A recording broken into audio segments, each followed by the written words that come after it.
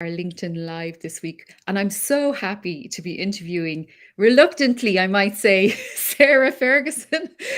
Sarah is the managing director of the Algorithm People slash Optimize. Sarah, how are you? I'm good, thank you. I don't get wheeled out very often, as you're probably going to find out. So, so please be gentle with me. Oh, absolutely. We're just so thrilled to be able to hear a little bit from you today because I know, we'd love to know a little bit more about you. So, Sarah, how did you get involved in logistics? Well, it's a very long story, should we say?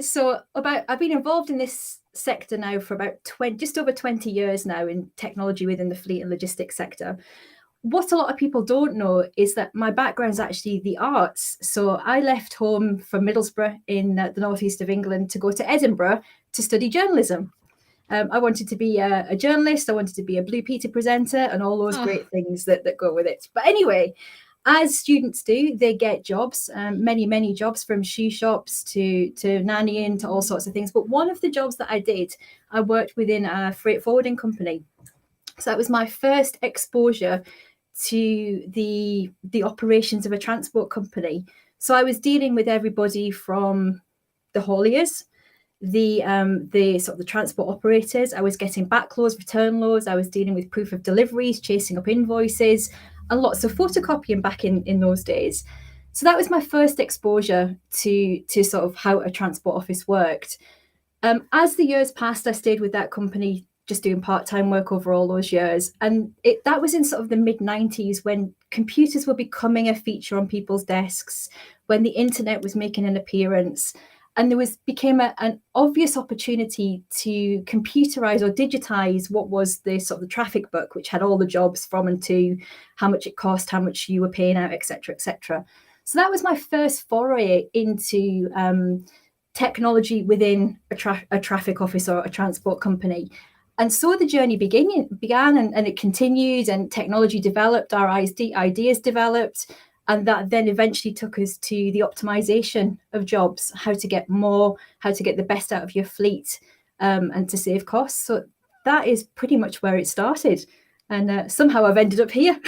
wow. Well, that's really impressive, though. And I think a lot of us entrepreneurs and business owners, we've done the little jobs thing, like you mentioned, the nannying. I did au pair in Paris actually as well and stuff. And we tried our hand at different things, so we're very adaptable, and we'll always Mhm. find work. But we're hard workers, and I think that's why we do so well. But for the logistics industry, the first thing I used to think of is trucks. Am I Mhm. correct? Mhm. So is it Yes. just trucks, or would it be like when you say fleets, do you mean vans? It could be anything, Sam. It could be anybody who has a fleet of vehicles can use this particular technology that we work within today, which is route optimization. So if you had a fleet of, I don't know, courier vans, it would work Mhm. for you. If you have a fleet of HGVs, it would work for you. If you have a couple of vans and you have some engineers, for example, again, the system would work for you. So it's all about planning and optimizing resources. So if that resource is a vehicle, is a lorry, is an engineer, the system will optimize the resource that you're planning for. So it could be anything really, anything with wheels or anything that moves. Brilliant. Okay. So, I mean, gosh. And would you say it's a very male dominated environment? Although I know with you guys, there are a lot of females in the company, aren't there? Yeah, I'm really fortunate. I work in a really fantastic team. Lots of us have worked together for about 20 odd years as well, and some maybe not as long, but a long time. We've got about 50-50 in terms of females working within the business. I'd like to say that we keep the men straight, and we get the job done. So hence the reason we're very successful. Well, it's funny actually. I'm really enjoying.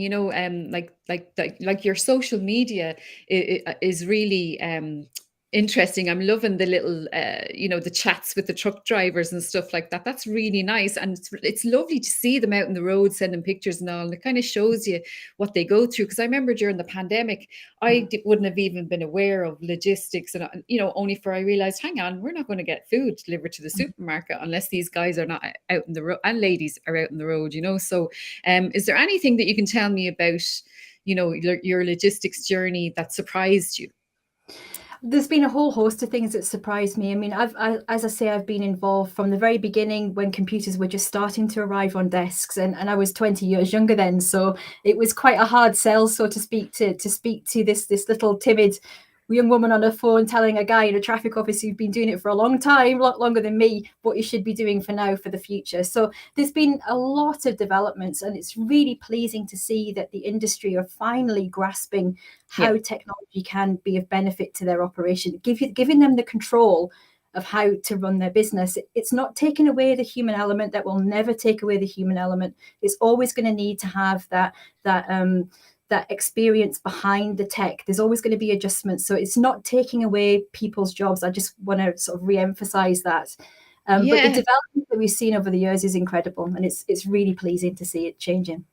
Yeah, I think that's interesting actually that you say that, because there could be a fear around, when you mention AI or you mention, all that and tech, I suppose, in general as well. But I think people, even my husband's on WhatsApp now, so I think they're getting it now.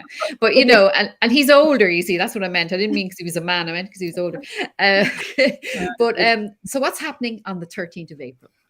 Well, apart from the fact that hopefully I'll get my nervous system back, that would be a good thing, because You're doing great. You're doing great. We'll get it back. But yeah, on the 13th of April, we have got a partner event and launch event at the Royal Institute in London. A fantastic venue, deliberately picked to mark the innovation that we're going to be presenting to people in terms of the developments within our technology. The day is split into two. We're going to have a partner section at the beginning. The model of our business is very heavily reliant on partners. Without partners and working together collaboratively, we wouldn't be the success that we have today.